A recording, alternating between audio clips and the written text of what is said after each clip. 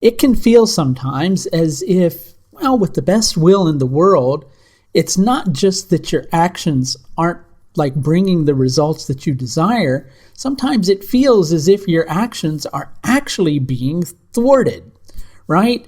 It feels like no matter how much you apply logic to the situation, no matter how much you use your common sense, no matter how much you practice restraint when you think you're supposed to exercise a little bit of restraint, something always seems to go wrong, sometimes at the very last moment when it seems as if a breakthrough is close. And it's placing you in a position where, well, of course, you're beginning to take it personally. Inside of yourself, you feel, I should be able to handle this situation.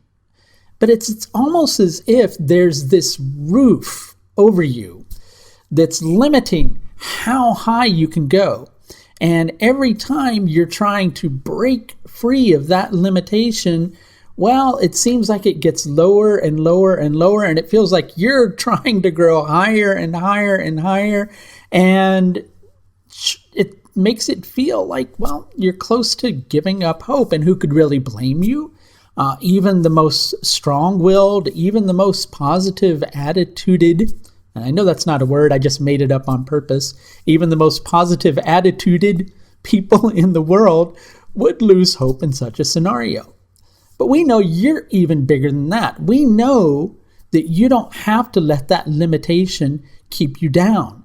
We know that you're not going to give up hope. We know that you're not going to lose faith no matter how much you might be tempted to do so.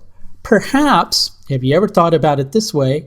This might be a test to see just how much you're going to hold strong in the face of really trying circumstances, right? Maybe it's a test to see, are you going to be able to keep the faith even when you're feeling like giving up and that the odds are, way too big for you to kind of overcome those odds. Maybe this is also a test to see if you will, with humility, approach the situation that you're dealing with, right? So let's go back to what we were saying earlier. You're taking all of this a little too personally.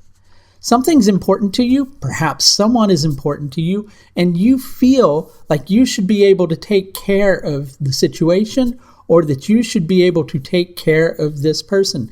But hey, you can't succeed every single time. And sometimes it's just a matter of the timing of the situation, even though it's perhaps been feeling like, well, yeah, I thought about that before, but I thought perhaps it was the timing and I needed to just wait. But then it seemed like the timing was right, but then it was completely ultimately wrong and it still didn't work out. But sometimes we judge things incorrectly, right? Sometimes we think the timing should be at a particular moment, right? When in actuality, the timing comes in its own due time when it's absolutely positively ready to. And probably around, the 28th of this month, or even shortly after that, towards the beginning of March, you're likely going to have a little bit of an aha moment. And something will come to you. And you'll likely recognize that what you were coping with in this particular situation was the wrong approach. But somehow you couldn't get to that space of the right approach without going through all of these challenges that you've gone through, without confronting the concept of losing hope and having to try to stay strong in the face of immensely difficult circumstances. You had to go through all of that so you could get to a space, I'm going to say it, where your ego got broken down a little bit, right? You had to look at a situation with humility, and in that moment of humility, something comes to you. Or shortly very after that moment of humility, something comes to you, right? Regardless of how frustrating the circumstance is, you have to be patient with the circumstance. That's one side of it. And regardless of how frustrating it is and how much you think you should be able to take control of the situation, you have to recognize that things happen in their own due time, whether you like it or whether you don't. And sometimes you just have to, get all that intellectualizing, all that logic, all of that fear as well, all of that false bravado as well. You have to move all of that out of the way so that the answer can come to you. Now, I want to touch a little bit about the planets that are involved during this particular conjunction between Ketu and Mars. There's a lot of interaction between Ketu, Mars, Jupiter, and Saturn, right? And Mars likes to be, well, for lack of a better way to put it, it likes to be very assertive in its actions, right?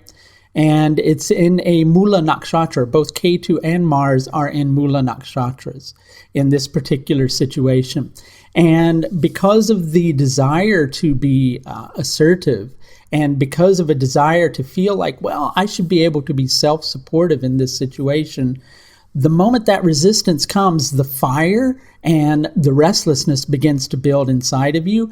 And then that Mars energy, when it comes into connection with Ketu, can get a little bit erratic to the extent that it begins to, to kind of get a little bit wild and a little bit out of control in the midst of all of its restlessness. Jupiter, at the time of this particular transit, is in Purva Ashadha Nakshatra, whilst Saturn is in Sravana. Now, Jupiter is a Jiva planet in a Jiva Nakshatra, but Jupiter is very weak at this particular moment in time. And so it's going to make it so that, well, even with the greatest level of endurance and the wherewithal to kind of stick to the particular approach that you're trying to hold to, it can begin to feel like there's a bit of a breakdown in the amount of energy that you have to put towards it.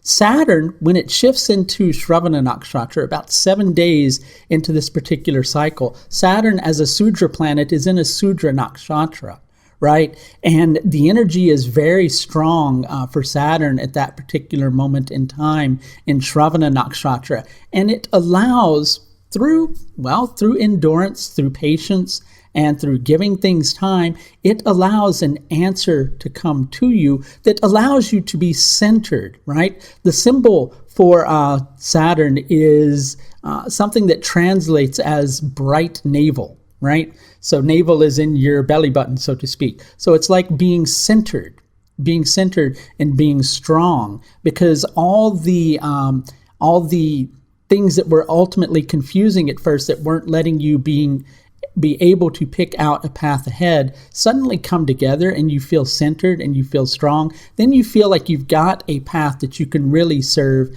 and that you can really stick to. But you had to go through all of that erratic energy to get to this place, well, in the first place, right? So don't curse the moment when it happens. It's happening for a reason. Just be patient with the process. Eventually, the answer will come to you, even though it may not be the answer that you want or the answer that you think that it should be. And even though you may have to get over taking things personally and, well, confront a little bit of humility and accept that low ceiling and kind of walk a little bit lower, but make sure that you stand up straight in that low ceiling type space rather than being all slump-shouldered and hung down. Eventually, the answer will come to you. You just need to exercise a little bit of patience and give things time. If you've appreciated this approach to looking at this particular conjunction between Mars and Ketu, I should mention to you that I do offer astrological services that are available on a sliding scale basis. So if you're needing a little bit of help confronting these particular changes, please feel free to schedule an astrological service with me. These are available through my astrological services page, which you will find linked above. That's going to do it for this look at Mars's conjunction with Ketu in Purva Ashadha Nakshatra that takes place from now until the 9th of March, 2020. Until next time, please do take the very best care of yourself. Bye now.